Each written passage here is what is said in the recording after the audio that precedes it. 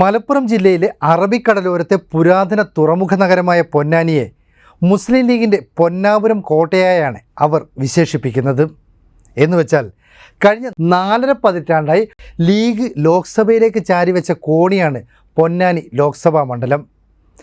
1977 മുതൽ ജനം മാറി ചിന്തിക്കാതെ ഹരിത പതാകയ്ക്ക് കീഴിൽ അടിയുറച്ച് വിശ്വസിക്കുന്ന മണ്ഡലം.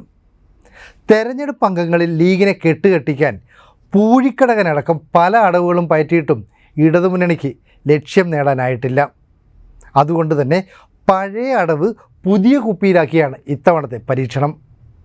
അംഗങ്ങൾ പലത് കണ്ട മുസ്ലിം ലീഗിൻ്റെ സ്ഥാനാർത്ഥി MP അബ്ദുസമദ് സമദാനിയെ നേരിടാൻ ഇടതുമുന്നണി ഇത്തവണ കളത്തിലേക്ക് എത്തിച്ചത് മുസ്ലിം ലീഗിൻ്റെ മുൻ സംസ്ഥാന ഓർഗനൈസിംഗ് സെക്രട്ടറി കൂടിയായ KS ഹംസയെയാണ്. അതായത് 53 വർഷങ്ങൾക്ക് ശേഷം അരിവാൾ ചുറ്റിക നക്ഷത്ര മലയാളത്തിൽ സ്ഥാനാർത്ഥി പൊന്നാനിയിലേക്ക് എത്തിയിരിക്കുന്നു. GM ബനാത്വാല പാകിയ അടിത്തറ ET മുഹമ്മദ് ബഷീറിൻ്റെ കരങ്ങളിലെത്തിയതുവരെ കാര്യങ്ങൾ ഭദ്രമായിരുന്നു. കേരളപ്പിറവിക്ക് ശേഷമുള്ള ആദ്യ 3 തെരഞ്ഞെടുപ്പുകളിൽ പൊന്നാനിയിൽ പാറിയത് ചെങ്കൊടിയായിരുന്നു. 1977 പൊന്നാനി തീരത്ത് ആദ്യമായി ഹരിത പതാക ഉയർന്നത്.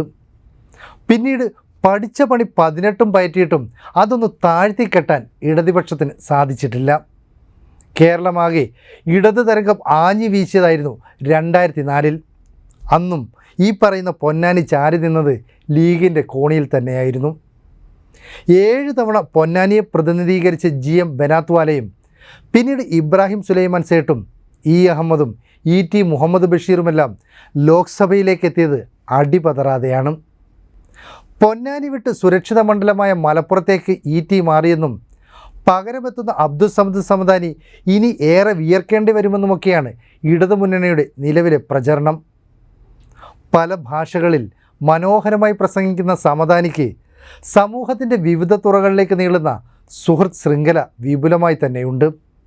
കൂടാതെ പൊന്നാനി മണ്ഡലത്തിലാണ് അദ്ദേഹത്തിൻ്റെ ജന്മനാടായ കോട്ടയ്ക്കൽ എന്നതും വിജയസാധ്യത വർദ്ധിപ്പിക്കുന്നു.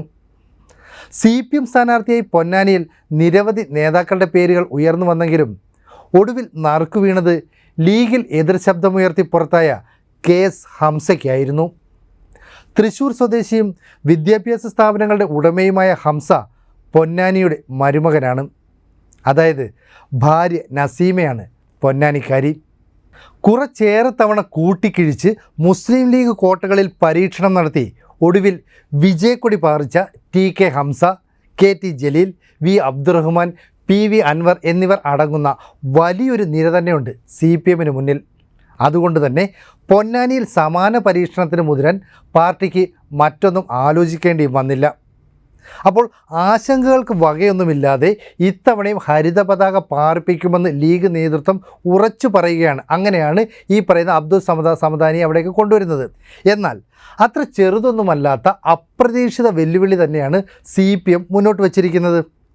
ഇതിന് കാരണം തിരൂരങ്ങാടി, താനൂർ, തിരൂർ, കോട്ടയ്ക്കൽ, തവനൂർ, പൊന്നാനി നിയമസഭാ മണ്ഡലങ്ങൾക്ക് പുറമെ പാലക്കാടിലെ തൃത്താല അടക്കം 7 നിയമസഭാ മണ്ഡലങ്ങൾ ചേരുന്നതാണ് ഈ പറയുന്ന പൊന്നാനി ലോക്സഭാ മണ്ഡലം. പൊന്നാനിയുടെ മുസ്ലിം ലീഗ് പാരമ്പര്യത്തിനും ഭൂരിപക്ഷത്തിൻ്റെ കണക്കിനുമിടയിൽ ഇടതുപക്ഷത്തിന് പ്രതീക്ഷ നൽകുന്ന ഒരു ചെറിയ ഘടകമുണ്ട്. അതായത് 7 നിയമസഭാ മണ്ഡലങ്ങളിൽ 4 ഇടതുമുന്നണിയുടെ MLAമാരാണ്. അതായത് തൃത്താലയിലെ ജനപ്രതിനിധിയായ തദ്ദേശ വകുപ്പ് മന്ത്രി MP രാജേഷിൻ്റെയും താനൂരിലെ MLAയും കായിക വകുപ്പ് മന്ത്രിയായ V അബ്ദുറഹ്മാൻ്റെയും ഒക്കെ സ്വാധീനത്തിനൊപ്പം തവനൂരും പൊന്നാനിയും കൂടി ചേർന്നാൽ ഇടതുകോട്ട പൂർത്തിയാവുകയാണ്. എന്നിരുന്നാലും ഇടതുപക്ഷത്തിൻ്റെ ഈ 4 മണ്ഡലങ്ങളെക്കാൾ വോട്ട് തൂക്കം ലീഗിൻ്റെ മണ്ഡലങ്ങളായ കോട്ടയ്ക്കൽ, തിരൂരങ്ങാടി, തിരൂർ എന്നിവയ്ക്കാണെന്നതും നിഷേധിക്കാനാവാത്ത കാര്യം തന്നെയാണ്.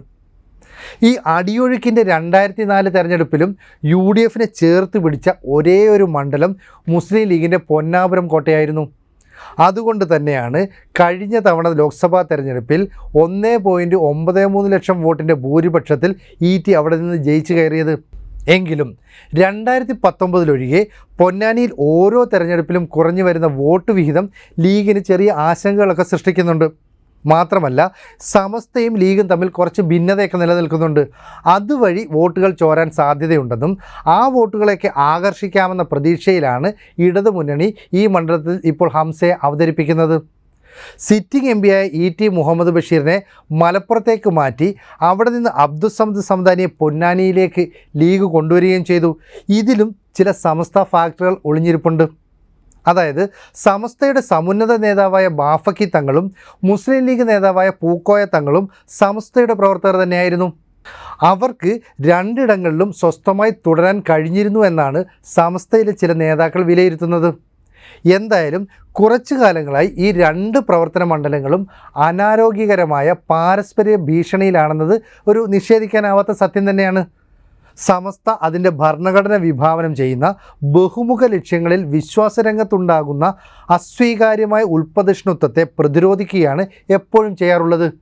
എന്നാൽ ഈ പതിവ് തെറ്റിച്ച് നേരെ രാഷ്ട്രീയ കാര്യങ്ങൾ തലയിടുകയും രാഷ്ട്രീയം കൈകാര്യം ചെയ്യുന്ന മുസ്ലിം ലീഗിനെ അതീവ സമ്മർദ്ദത്തിലാക്കുകയും ചെയ്യുന്ന സമസ്ത പാരമ്പര്യവിരുദ്ധ നീക്കം നടത്തുന്നതായും ആക്ഷേപമുണ്ട്. ഇതിന് പ്രത്യേക കാരണം CPM നടത്തുന്ന ചില പിന്തിരിപ്പൻ നടപടികളാണെന്നും പറയപ്പെടുന്നു. എന്തായാലും CPM സമസ്തയെ കൂടെ നിർത്താൻ ശ്രമിക്കുന്നുണ്ട്. ഈ നടത്തുന്ന നിരവധി ശ്രമങ്ങൾ വിജയത്തിലെത്തിയോ എന്നത് ഈ തെരഞ്ഞെടുപ്പിലെ വോട്ട് വിഹിതം കണക്ക് കൂട്ടുമ്പോൾ മാത്രമേ മനസ്സിലാക്കാൻ പറ്റൂ. എന്തു തന്നെയായാലും 1977 ശേഷം ലീഗ് സ്ഥാനാർത്ഥിയല്ലാതെ മറ്റൊരാൾ പൊന്നാനിയിൽ നിന്ന് ഡൽഹിയിലേക്ക് വണ്ടി കയറിയിട്ടില്ല. ഇത് തന്നെയാണ് UDFനെ സംബന്ധിച്ച് മുസ്ലിം ലീഗിനെ സംബന്ധിച്ച് അവർക്ക് ഏറ്റവും കൂടുതൽ ആത്മവിശ്വാസം നൽകുന്ന കാര്യവും. അപ്പോൾ CPM 2009 ഈ പറയുന്ന പൊന്നാനി സീറ്റ് ഏറ്റെടുക്കുന്നത്.